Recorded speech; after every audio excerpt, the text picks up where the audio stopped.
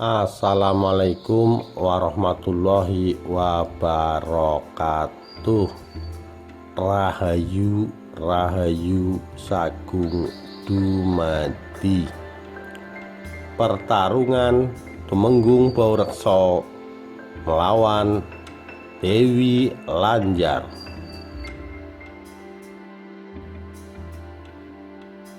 Tumenggung Baurekso yang pada masa mudanya bernama Joko Bahu adalah putra dari seorang mantan punggawa Mataram yang bernama Ki Ageng Cempaluk.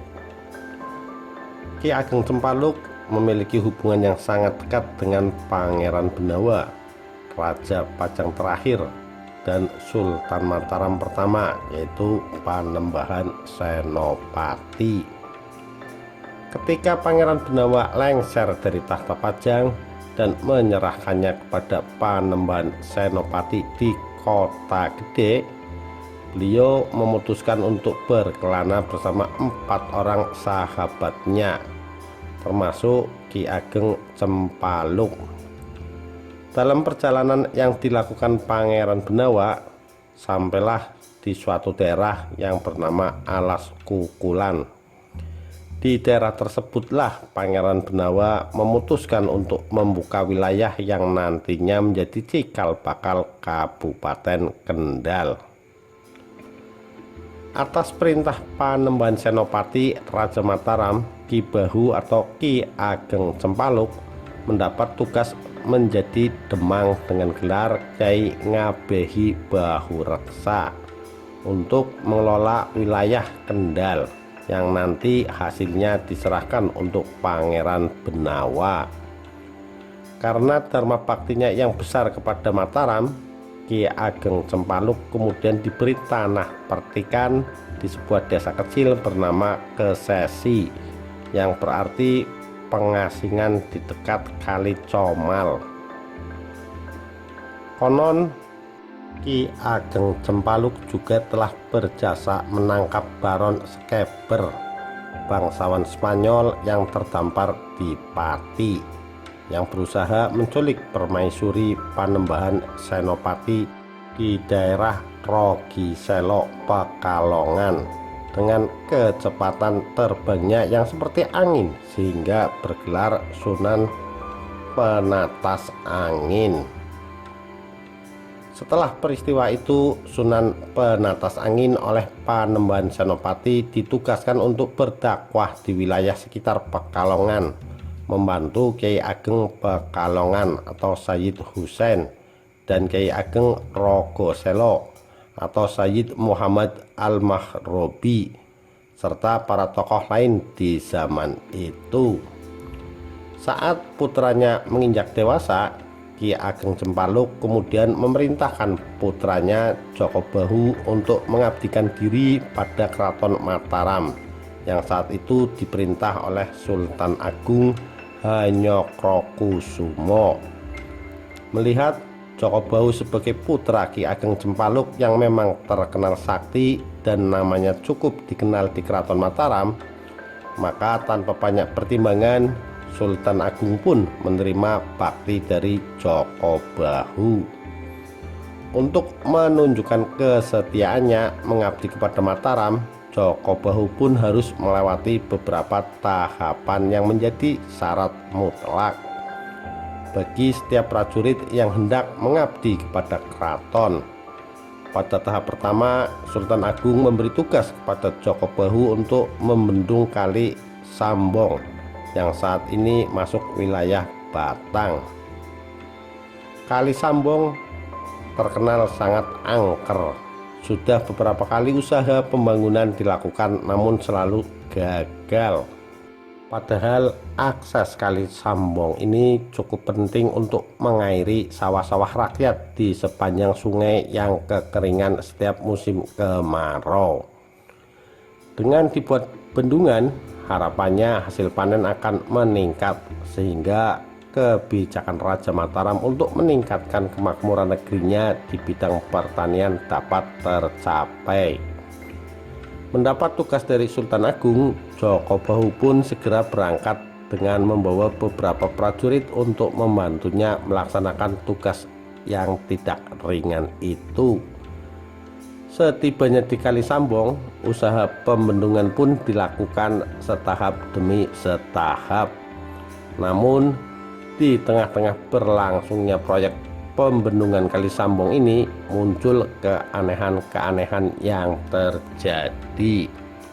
Ketika pagi hari saat prajurit hendak melanjutkan pekerjaan mereka yang belum selesai itu, mereka selalu mendapati tanggul yang mereka kerjakan kemarin telah rontok dan gugur kembali. Kejadian itu terus berulang-ulang sampai 3 hari berturut-turut. Melihat keganjilan seperti itu, para prajurit pun dibuat bingung bukan kepalang. Joko Bahu pun kemudian melakukan tapa brata dan bertemu dengan siluman welut putih yang menunggui Kali Sambong tersebut. Terjadi tawar-menawar kepentingan antara Joko Bahu dan siluman welut putih penunggu Kali Sambong. Namun hasilnya buntu, alias tidak menemui kata sepakat.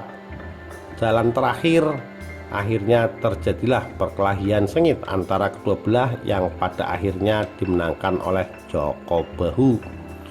Dengan kemenangan ini, usaha pembendungan Kali Sambong pun dilanjutkan tanpa ada lagi halangan.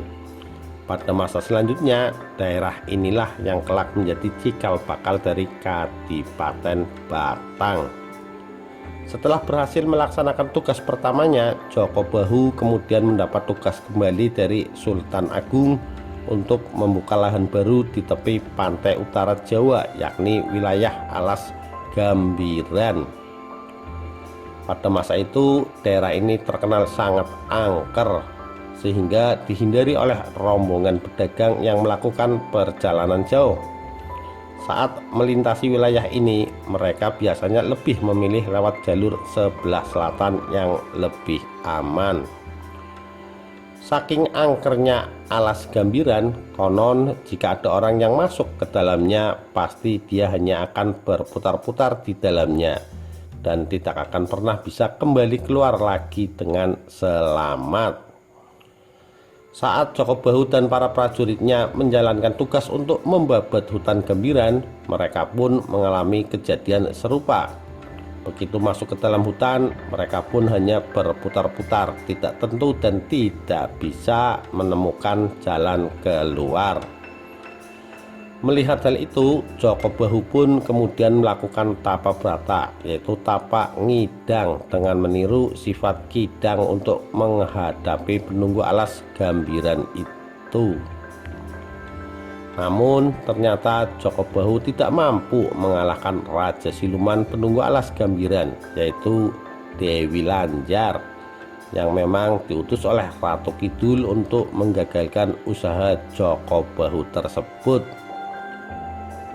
Merasa butuh bantuan, Joko Bahu pun kemudian pulang menuju padepokan ayahnya, Ki Ageng Cempaluk, untuk meminta masukan atas hal tersebut. Atas saran dari ayahnya, Joko Bahu kemudian melakukan tapa ngalong, yaitu tapa brata dengan menirukan posisi kalong, yakni tapa dengan kaki menggantung di pohon tiap siang selama 40 hari. Wilayah tempat di mana Joko Bahu melakukan tapa ngalong itu kini disebut Pekalongan, yang artinya tempat Joko Bahu melakukan tapa kalong. Joko Bahu pun akhirnya berhasil mengalahkan Dewi Lanjar dan melanjutkan tugasnya membuka lahan sampai selesai. Setelah kalah dari Joko Bahu, konon Dewi Lanjar meminta izin untuk tinggal di Pantura, tepatnya di sekitar pantai Selamaran Pekalongan. Adapun kisah Dewi Lanjar pada mulanya adalah seorang putri cantik yang bernama Dewi Rara Kuning. Ia telah menjadi janda di usia yang sangat muda karena suaminya meninggal beberapa waktu setelah pernikahan mereka. Itulah sebabnya Dewi Rara Kuning kemudian terkenal dengan sebutan Dewi Lanjar. Karena hal tersebut, Dewi Lanjar memutuskan untuk meninggalkan kampung halamannya agar tidak terus-menerus dirundung duka. Setibanya di Sungai Opak, ia bertemu Raja Mataram Panembahan Senopati bersama Mahapatih Singaranu yang sedang bertapa mengapung di atas air sungai. Dewi Lanjar mengutarakan isi hatinya dan berkata tidak akan menikah lagi. Panembahan Senopati dan Mahapatih Singaranu merasa kasihan, kemudian menasehatinya agar bertapa di pantai selatan menghadap Ratu Kidul. Selanjutnya mereka berpisah. Panembahan Senopati beserta patihnya melanjutkan bertapa menyusuri Sungai Opak, sedangkan Dewi Lanjar menuju pantai selatan. Ia bertapa dengan tekun, kemudian moksa dan bertemu dengan Ratu Kidul. Dalam pertemuan itu, Dewi Lanjar memohon menjadi anak buah Kanjeng Ratu Kidul. Ratu Kidul tidak keberatan. Suatu hari Dewi Lanjar bersama pasukan jin diperintahkan untuk mengganggu dan mencegah Raden Bahu yang sedang membuka hutan Gambiran.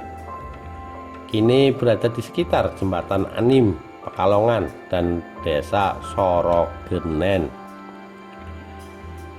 Namun Raden Bahu tidak terpengaruh semua godaan Dewi Lanjar dan pasukan jinnya. Karena tidak berhasil menunaikan tugas, Dewi Lanjar memutuskan untuk tidak kembali ke pantai selatan, tetapi memohon izin kepada Raden Bahu untuk dapat bertempat tinggal di Pekalongan. Mendengar keberhasilan Joko Bahu, Sultan Agung pun gembira dengan pencapaian tersebut. Semua tugasnya berhasil dijalankannya dengan baik. Bahkan saat ia ditugasi untuk memimpin pasukan Mataram ketika menyerang Raja Uling di daerah Sigawok, tugas itu pun berhasil dijalankan dengan baik oleh Jakabahu. Atas keberhasilan dan jasa-jasanya ini, Sultan Agung kemudian menganugerahkan gelar Adipati kepada Joko Bahu dengan gelar Tumenggung Bahu Rekso, dan sekaligus menetapkan wilayah Kendal sebagai daerah kekuasaannya. Sejak saat itulah Tumenggung Bahu Rekso pun mulai menjabat sebagai Adipati Kendal yang pertama, yang dilantik pada tanggal 12 Rabiul Awal 1412 Hijriah atau bertepatan dengan tanggal 28 Juli 1605. Suatu ketika, Tumenggung Bahu Rekso mendapat tugas kembali dari Sultan Agung. Namun kali ini tugasnya berbeda dari tugas-tugas sebelumnya. Kali ini Sultan Agung menugaskan Ki Bahu Rekso untuk melamarkan seorang putri cantik dari Kalisalak bernama Nyi Rantang Sari untuk Sultan Agung. Untung tak dapat diraih dan malang tak dapat ditolak. Begitu keduanya bertemu, Nyi Rantang Sari justru kemudian jatuh cinta kepada Bahu Rekso dan tidak mau dibawa untuk dipersembahkan kepada Sultan Mataram. Ki Bahu Rekso yang juga jatuh cinta kepada Nyi Rantang Sari pun kemudian mengatur siasat untuk mengatasi hal ini. Muncullah inisiatif Bahu Rekso untuk mengganti Nyi Rantang Sari yang hendak dibawa kepada Sultan Mataram dengan seorang putri yang tak kalah cantiknya, yaitu Endang Uranti Kalibeluk, seorang putri anak penjual serabi di desa Kalibeluk Batang. Dari perkawinannya dengan Nyi Rarang Sari, Ki Bahu Rekso kelak mempunyai seorang putra yang bernama Sulam Jono, dan dari istri yang lain berputrakan Banteng Bahu, yang keduanya turut serta dalam penyerangan ke Barufu kelak.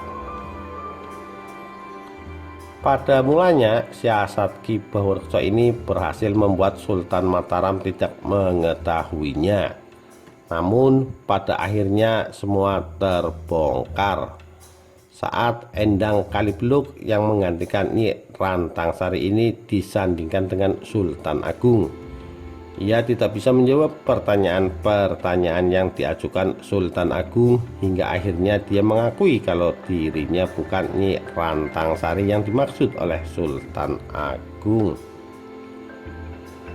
Mendengar kenyataan ini, Sultan Agung pun marah besar. Dia merasa telah ditipu oleh bawahannya, Bahu Rekso. Sultan Agung pun pada awalnya berniat memberi hukuman mati kepada Bahu Rekso. Namun keputusan ini dapat dicegah oleh Patih Singaranu. Sang patih menyarankan agar Sultan mengganti hukuman tersebut dengan memberi tugas yang amat berat kepada Bahu Rekso agar ia terbunuh dengan sendirinya. Pada akhirnya Sultan Agung pun menugaskan Bahu Rekso sebagai panglima perang pasukan Koloduto untuk menyerang Belanda di Batavia atau Jayakarta, sekarang Jakarta. Tumenggung Bahu Rekso mempersiapkan tentaranya di sebuah desa yang bernama Ketandan. Namun nama desa itu sekarang lebih dikenal Wiradesa. Wira artinya prajurit, desa itu kampung. Jadi Wiradesa adalah perkampungan prajurit, dan dari situlah Tumenggung Bahu Rekso bertolak ke Jakarta. Maka berangkatlah Tumenggung Bahu Rekso menyiapkan armada perang menuju Batavia. Dia memilih melewati jalur laut atas saran Ki Cempaluk, sebab jalan darat konon senjata pusaka apapun akan hilang tuah atau kesaktiannya jika melintasi kali Pemali Brebes. Saat sampai wilayah Batavia, konon sebelum melakukan penyerangan, Tumenggung Bahu Rekso sempat mengumpulkan pasukannya di sebuah daerah yang sekarang bernama Matraman, yang artinya Mataraman. Di Batavia, pasukan Koloduto tidak langsung menyerang masuk. Mereka mengirim para agen yang menyamar menjadi pedagang dan seniman. Mereka ditugaskan untuk melihat situasi dan kondisi di dalam kota. Beberapa hari kemudian, para prajurit yang menyamar menjadi pedagang dan seniman tersebut menyerang pasukan Belanda di Batavia secara serempak pada tengah malam. Namun serangan tersebut dapat dipatahkan oleh Belanda karena keterbatasan jumlah dan persenjataan. Dengan hasil tersebut, Belanda merasa senang dan menjadi lengah.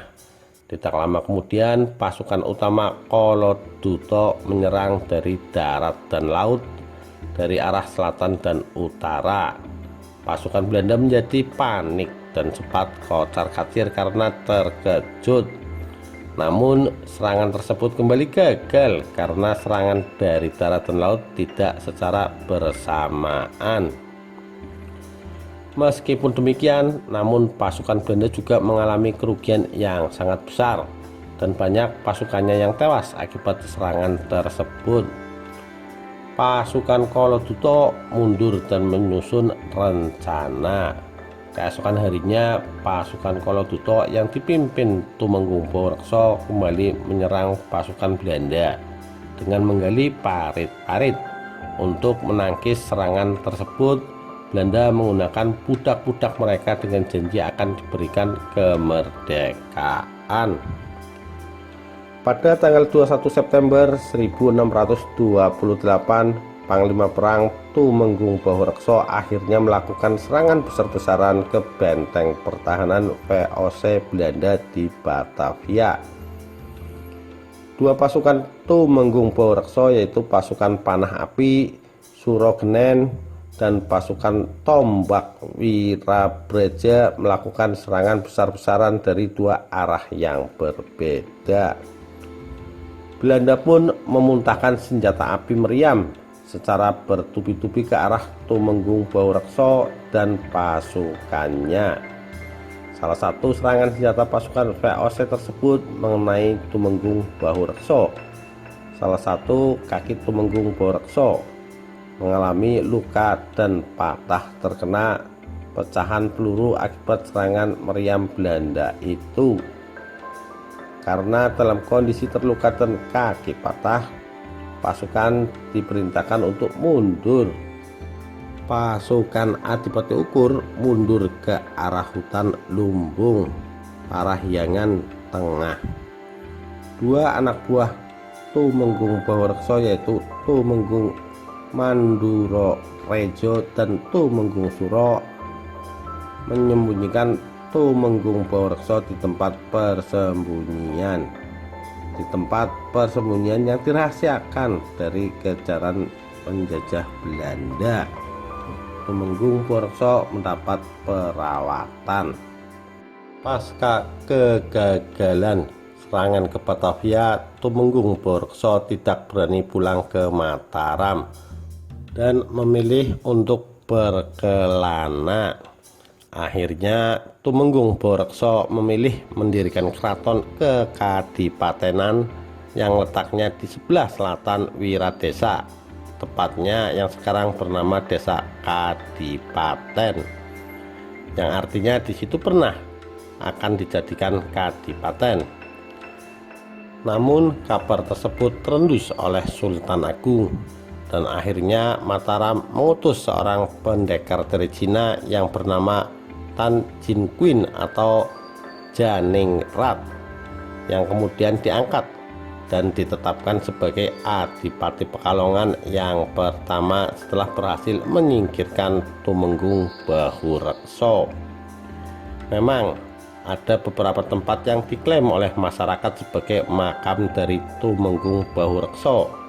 Ada yang mengatakan berada di Batang, Kendal, dan yang di Lebak Siu Tegal. Namun yang cukup populer di antara makam-makam tersebut adalah makam beliau yang berada di Lebak Siu Tegal. Begitu pula ada beragam versi mengenai sejarah asal-usul dan perjalanan hidup hingga wafatnya Tumenggung Bahurekso. Namun yang jelas dan disepakati keberadaannya, beliau adalah Bupati Kendal yang pertama, yang juga merupakan salah satu panglima perang Kesultanan Mataram yang tangguh. Demikian, terima kasih.